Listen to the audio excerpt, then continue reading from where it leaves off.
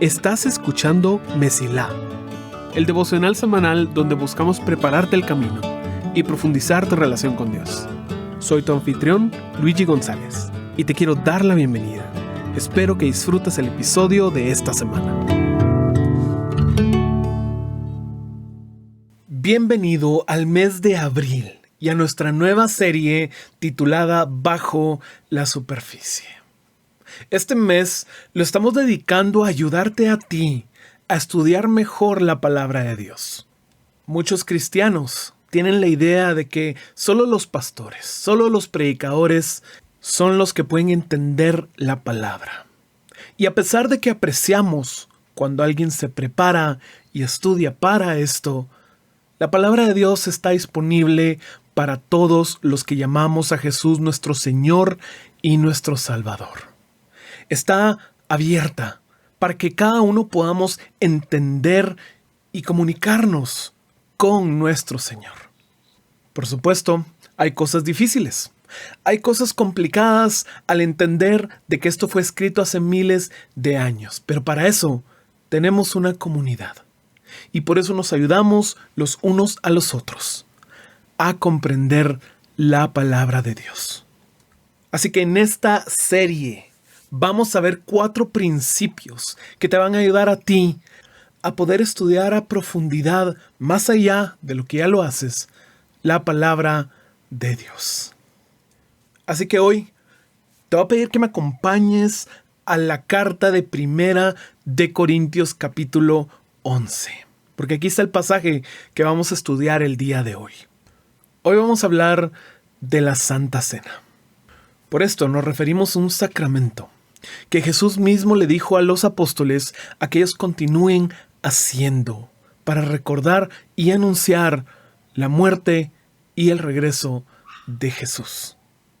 Muchas iglesias optan por hacer esto el primer domingo de cada mes o periódicamente durante el año. Para hacer esto se preparan panes o pedazos de pan y algo que represente vino, por ejemplo un jugo de uva. Se preparan estos elementos, se distribuyen a la iglesia y generalmente se lee lo que voy a leerte ahorita, que está en 1 Corintios 11. Dice: y habiendo dado gracias lo partió y dijo: tomad, comed, esto es mi cuerpo que por vosotros es partido. Haced esto en memoria de mí. Asimismo tomó también la copa después de haber cenado, diciendo: esta copa es el nuevo pacto en mi sangre. Haced esto todas las veces que la bebiereis en memoria de mí. Así pues, todas las veces que comiereis este pan y bebiereis esta copa, la muerte del Señor anunciáis hasta que Él venga. 1 Corintios 11, 24 al 26. Esto es hermoso. Es un recordatorio de la razón de nuestra salvación y el mandato que tenemos de anunciar que Él regresa. Pero luego de este pasaje vienen 3 versículos que son los que vamos a estudiar hoy, que llevan a muchas personas a malinterpretar qué es lo que se debe hacer para tener acceso a esta cena. Leámoslos y luego vamos a discutirlos. 1 Corintios 11, 27 al 29 dice: de manera que el que coma el pan o beba la copa del Señor indignamente, será culpable del cuerpo y de la sangre del Señor. Por tanto, examínese cada uno a sí mismo, y entonces coma del pan y beba de la copa. Porque el que come y bebe sin discernir correctamente el cuerpo del Señor, come y bebe juicio para sí. Y solo eso seguramente nos pone los pelos de punta. Seguramente nos coloca a la defensiva pensando: ¿y será que yo lo he hecho? Escuchamos cosas como ser culpable o beber juicio y nos alarman. Rápido queremos una explicación o una afirmación de que estamos bien, y si no, pues ¿qué tenemos que hacer para estar bien nuevamente? ¿Qué ocurre generalmente cuando nosotros leemos un pasaje así? Especialmente si tal vez es parte de tu plan anual. De repente paras aquí, lees esos 3 versículos Y te preocupas, diciendo, ¿y ahora qué hago? ¿Cómo así? ¿A qué se refiere, Señor? Y para llegar a una interpretación bíblica, primero te quiero llevar por los pasos que uno generalmente toma para interpretar esto. Uno va leyendo y dice, el que toma indignamente será culpable del cuerpo y de la sangre del Señor. Bueno, ¿qué entiendo eso? Inmediatamente entiendo indignamente, como no correctamente. Entonces hay una manera correcta y una manera incorrecta de hacerlo. Luego dice que será culpable. Culpable del cuerpo, pero no entiendo eso, entonces me quedo con el culpable. Me va a ir mal. Algo me va a pasar si yo no lo hago correctamente. O el siguiente versículo dice que, por lo tanto, me examine. Entonces, sí voy a poder tomar la copa y comer del pan, pero tengo que examinarme antes. ¿A qué se referirá con examinarme? Bueno, no lo tengo claro, pero yo estoy acostumbrado a la idea de examinarme, de ver si yo estoy bien, como que me tengo que juzgar y ver qué tan bien estoy con Dios. Ya sé, esto tiene que ver con mi relación con Dios definitivamente. Si yo estoy bien, entonces puedo participar, y si no estoy bien, pues no, porque voy a tomar juicio para mí mismo. El siguiente versículo dice que el que tome y beba sin discernir correctamente el cuerpo de Cristo, bebe juicio, pero esa frase, el cuerpo de Cristo, realmente no la entiendo. Y eso de discernir algo, no lo sé. Entonces lo voy a ignorar y me voy a quedar con lo que sí entiendo. Entiendo que hay una manera correcta e incorrecta, que hay un castigo y que tengo que evaluarme a mí mismo antes de hacerlo. Ahora, lo que acabamos de hacer es un ejercicio en la forma en la que normalmente interpretamos las cosas. Nosotros nos quedamos con las palabras que comprendemos, ignoramos las que no y llenamos los espacios en blanco con nuestras interpretaciones. No hay nada de malo con hacer esto en nuestro día a día, pero cuando hablamos de la palabra de Dios, tenemos que tener mucho cuidado con rellenar los espacios que no entendemos con nuestra propia interpretación. ¿Por qué digo esto? Porque se vuelve muy peligroso. Esa palabra, indignamente, puede significar millones de cosas, dependiendo de la persona que lo diga. Si agarráramos un grupo de personas de diferentes iglesias, de diferentes países, indignamente tomaría diferentes significados. Una persona tal vez nos diría que tiene que ser hincado, porque si no, no estás mostrando el respeto adecuado. La estás tomando indignamente. Otra persona nos podría decir que tienes que tener vestimenta formal, porque si no, no lo estás haciendo dignamente. Una persona nos podría decir que se trata del día y solo puede pasar en el primer domingo del mes. Otra persona nos podría decir de que no es válido usar jugo de uva, tiene que ser vino. Y luego claramente caeríamos en el hoyo de decir cuál vino es más digno para tomar la cena del Señor. Cuando agarramos nuestra propia interpretación y llenamos los espacios que no entendemos, nos quedamos con el juicio humano. Nos quedamos con lo que nosotros creemos que está diciendo la palabra. Y tal vez estos ejemplos te dan algo de risa, pero hay ejemplos que son más peligrosos. Como por ejemplo, indignamente significa que esta semana no pudiste haber pecado. Si tú pecaste esta semana, no estás viviendo dignamente, por lo tanto, no podés tomar la Santa Cena. Dice que te examines. Y si tú encuentras algo malo, pues entonces, mejor no lo hagas. Y hay muchos cristianos que se privan de la gracia de Dios por creer que no son lo suficientes, por creer que esto se trata de ellos y de qué tan buenos son.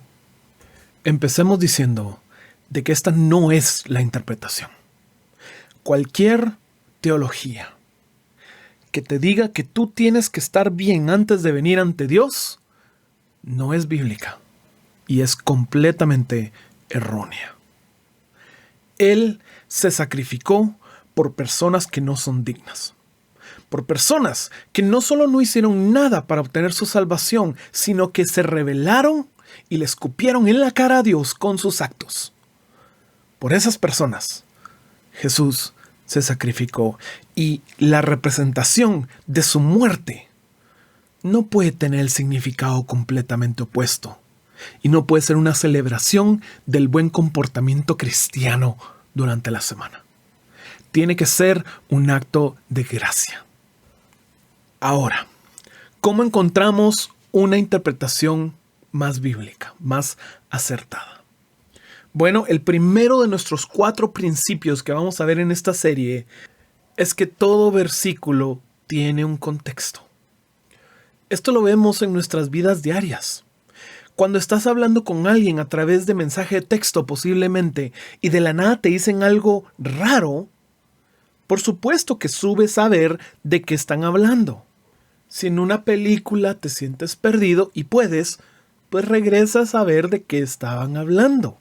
Si en una llamada se corta la señal, solo escuchas unas palabras, pues lo más normal es preguntar de qué estaban hablando, cuál es el contexto que hay alrededor de esto, qué tipo de conversación estamos teniendo. Y eso es lo normal para nosotros. Pero cuando hablamos de la Biblia, parece que esa regla la tiramos por la ventana. Porque leemos un versículo y decimos, oh, no entiendo esto, así que yo voy a inventarme mi propia interpretación. Y te quiero mostrar cómo cambia todo cuando leemos lo que hay alrededor de este pasaje. Este pasaje que recuerdas, inventamos 1000 cosas para significar indignamente, tiene algo antes y algo después. Antes de dar las instrucciones de cómo se debe tomar la Santa Cena, Pablo regaña a la iglesia de Corinto de esta forma.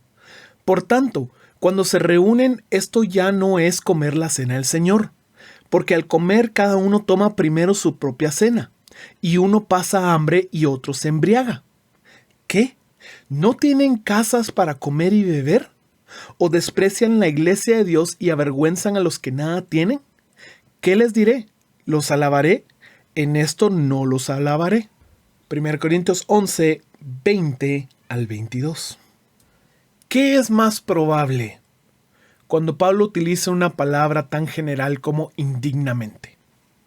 ¿Que se está refiriendo al regaño que les acaba de hacer, o que está cambiando completamente de tema y esto está en la interpretación de la buena conducta de las personas? Todo versículo tiene su contexto. Y aquí entra a batear el versículo 29, que recuerdas que dijimos que no sabíamos qué significa, porque dice, porque el que come y bebe sin discernir correctamente el cuerpo del Señor, come y bebe juicio para sí. Me pregunto qué significará el cuerpo del Señor. ¿Será que se usa la frase el cuerpo de Cristo para referirse a algo más que no sea el pan? ¿Será que es una de las frases más famosas para referirse a la iglesia? Interesante. Vayamos al final del capítulo, tal vez ahí hay otra pista. Versículo 33 y 34 dicen, así que, hermanos míos, cuando se reúnan para comer, espérense unos a otros. Si alguien tiene hambre, coma en su casa para que no se reúna para juicio. Los demás asuntos los arreglaré cuando vaya. Me pregunto qué es más probable. Que por unos versículos Pablo se fue del tema, hablándole sobre su conducta cristiana, sobre cómo se vestían, sobre cómo se sentaban para tomar la cena del Señor, o es una continuación del regaño que les está haciendo. Todo versículo tiene un contexto. En este capítulo, tomar la cena del Señor indignamente era porque ellos realmente cenaban. Para ellos no era simplemente un pedacito de pan y un poco de Jumex. Para ellos era una cena donde todos llevaban algo para compartir. Y lo que empezó a suceder, como nos dice el capítulo, es que las personas con más recursos traían más comida e llegaban antes para comérsela toda delante de los más necesitados.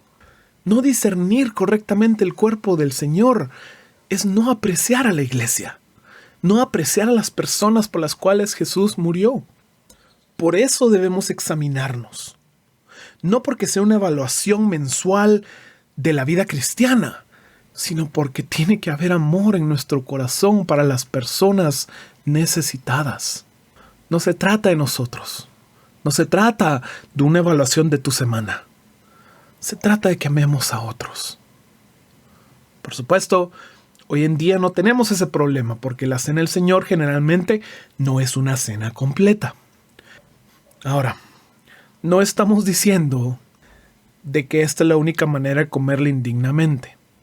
Por sentido común, uno entiende de que si alguien está pecando y tiene toda la intención de seguir pecando, que esa persona debería tomarse unos minutos antes de participar en lo que representa el sacrificio por su vida.